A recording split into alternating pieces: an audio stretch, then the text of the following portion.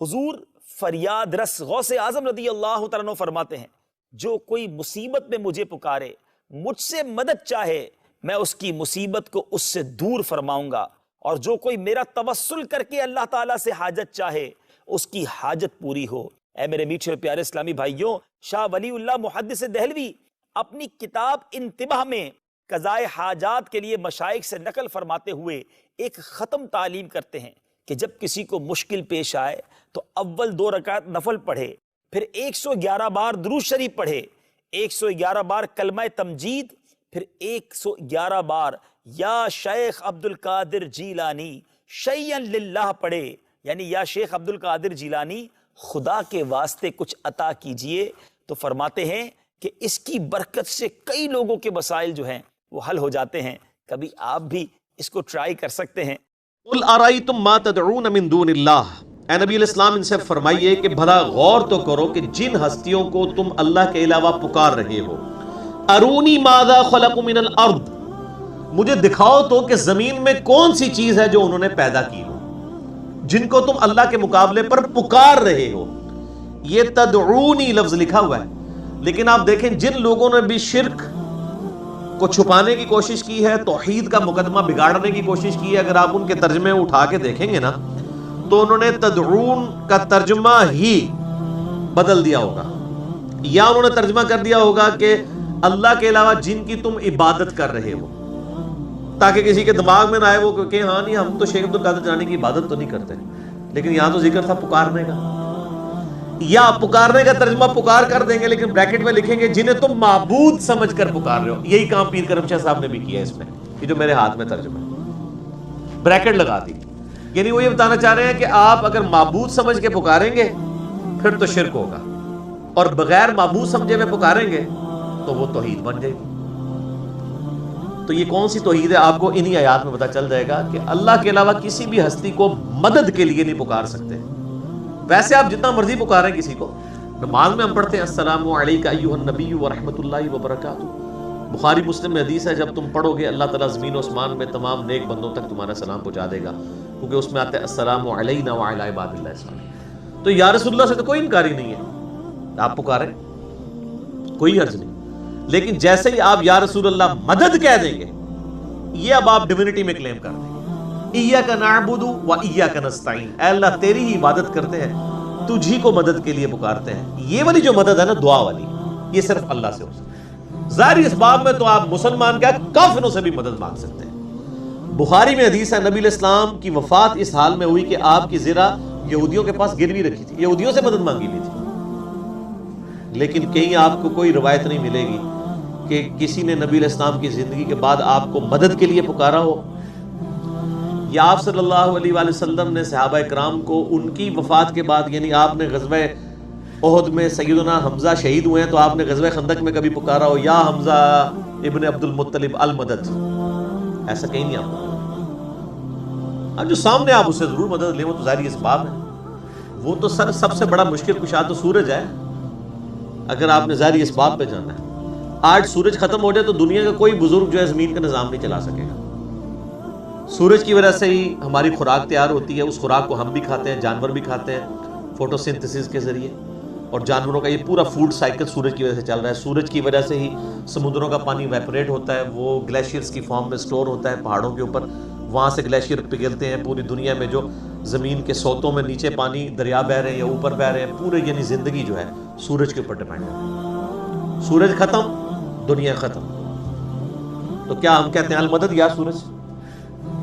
نہیں، کہہ نہیں سکتے۔ سورج کا مددگار ہونا اور چیز ہے، اس کو پکارنا اور چیز ہے۔ وہ مددگار کس نے بنایا ہے؟ اللہ نے۔ کسی کے دماغ میں بھی وہم آتا ہے یا سورج المدد آج نکل آئیے بہت گرمی ہے سردی ہو گئی ہے، یا سورج المدد آج چھپ جائیے آج بہت زیادہ گرمی ہو گئی ہے، کوئی نہیں۔ تو باقی لوگوں کو کیوں پکارتے ہیں؟ فرشتوں کی اللہ نے ڈیوٹی لگائی ہے بارش کے اوپر، آج تک کسی کے دماغ میں بھی آیا کہ ہم کہیں کہ یا میکائیل علیہ السلام مہربانی فرمائیے اور آج بارش فرما دیجیے؟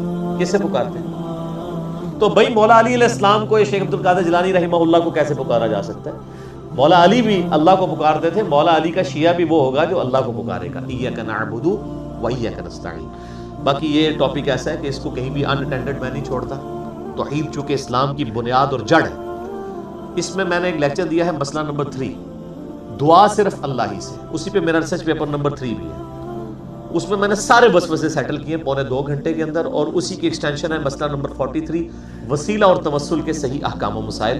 آپ یوٹیوب پہ جا کے لکھیں تو انشاءاللہ کھل جائے گا۔ تو اللہ تعالیٰ فرما رہا ہے نبی ان سے فرماؤ کس نے پیدا کی ہے، کوئی ایسی چیز زمین میں دکھاؤ، ام لہم شرک فی السماوات، یا آسمانوں میں کسی کی کوئی شرکت ہو پیدائش میں، ایتونی بکتاب من قبل ھذا وثارۃ من علم ان کنتم صادقین، یہ مشہور آیت جو میں اکثر پڑھتا ہوں، لاؤ میرے پاس، اگر قرآن کو نہیں مانتے کو پچھلی کتاب لے آؤ، اس کے اندر لکھا ہو کہ اللہ کے علاوہ کوئی مشکل کشا ہے، یا نبیوں کے آثار چلتے آ رہے ہوں۔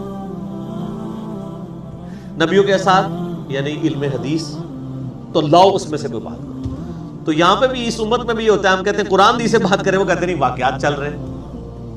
یہ قرآن نے انسان کو یہ سبق سکھا دیا ہے کہ دلیل جو ہے وہ ریویلڈ نالج ہے، کتاب و سنت کا علم، یا دنیاوی اعتبار سے ایکوائرڈ نالج سائنس کا علم، تیسرا کوئی علم نہیں ہے۔ یہ خواب اور بزرگوں کے واقعات، اسی لیے اب واقعات ہونے کم ہو گئے ہیں کیونکہ میڈیا آ گیا انشاءاللہ۔ میں نے کہا اب قیامت تک کوئی بزرگ قبر سے نکل کے کسی پل کے اوپر جا کے بم نہیں پکڑے گا انشاءاللہ، کیونکہ میڈیا آ گیا۔ یہ پہلے بھی کوئی نہیں تھے پکڑے ہوئے، لیکن چونکہ میڈیا نہیں تھا تو جھوٹ مشہور ہو گیا۔ اب میڈیا کی برکت سے انشاءاللہ کچھ بھی نہیں ہوگا، کیونکہ جھوٹ کو پکڑنے والے لوگ آ گئے۔ تو یہ اویئرنیس لوگوں کے اندر آ گئی ہے، لوگوں کو اب سمجھ آ گئی ہے، اور یہ جو کہانیاں ہمیں بچپن سے سنائی جاتی تھی وہ ساری کی ساری اپنی موت خود مر گئی۔ تو لاؤ کوئی کتاب یا انبیاء کے آثار اگر تم سچے ہو۔ ومن اضل ممن يدعو من دون اللہ، اس سے بڑھ کر گمراہ کون ہوگا جو اللہ کے علاوہ کسی اور کو پکارے گا۔ عبادت نہیں سر، پکارنا، پکارے گا۔ من لا يستجیب له الى یوم القیامہ، اس کو جو قیامت تک اس کی ندا سن ہی نہیں سکتا۔ وَهُمْ عَنْ دُعَائِهِمْ غَافِلُونَ، اور حالت یہ ہے کہ جس ہستی کو وہ پکار رہے ہیں وہ ہستی غافل ہے کہ اسے پکارا جا رہا ہے۔ آج شیخ عبد القادر جنانی کو نہیں پتا کہ لوگ ان کو پکار رہے ہیں، یہ اللہ تعالیٰ کہہ رہا ہے، کوئی ہستی نہیں جانتی کہ اسے پکارا جا رہا ہے۔ وَإِذَا حُشِرَ النَّاسُ، اور جب قیامت والے دن لوگوں کو جمع کیا جائے گا، كَانُوا لَهُمْ أَعْدَاءً وَكَانُوا بِعِبَادَتِهِمْ كَافِرِينَ، تو وہ جو ہستیاں جن کو پکارا جاتا تھا وہ ان لوگوں کے دشمن بن جائیں گے جو دنیا میں انہیں پکارا کرتے تھے کہ سانو مرمان لگے سو۔ عیسیٰ علیہ السلام دشمن بن جائیں گے ان عیسائیوں کے جنہوں نے ان کو مشکل کشا بنا لیا تھا دنیا میں۔ اب اس پہ کراس ریفرنس میں مجھے درجنوں آیات زبانی یاد ہیں، لیکن وہ پھر یہ صورت مکمل نہیں ہوگی۔ مسئلہ نمبر 3 میرا، دعا صرف اللہ ہی سے، وہ آپ دیکھ لیں، اور ایک یوٹیوب پہ میرا کلپ ہے، لاکھوں لوگوں نے دیکھا ہے، اس کا عنوان ہے مفتی اکمل صاحب کے شیطانی دھوکے کا جواب۔ انہوں نے کہا ہم امی سے جا کے روٹی مانگتے ہیں تو یہ بھی شرک ہو جائے گا پھر تو، یعنی اس قسم کے وہ شیطانی ٹوٹکے وہ یعنی لوگوں کو پڑھاتے ہیں، اس کو اس کے ساتھ کمپیئر کر رہے ہوتے ہیں۔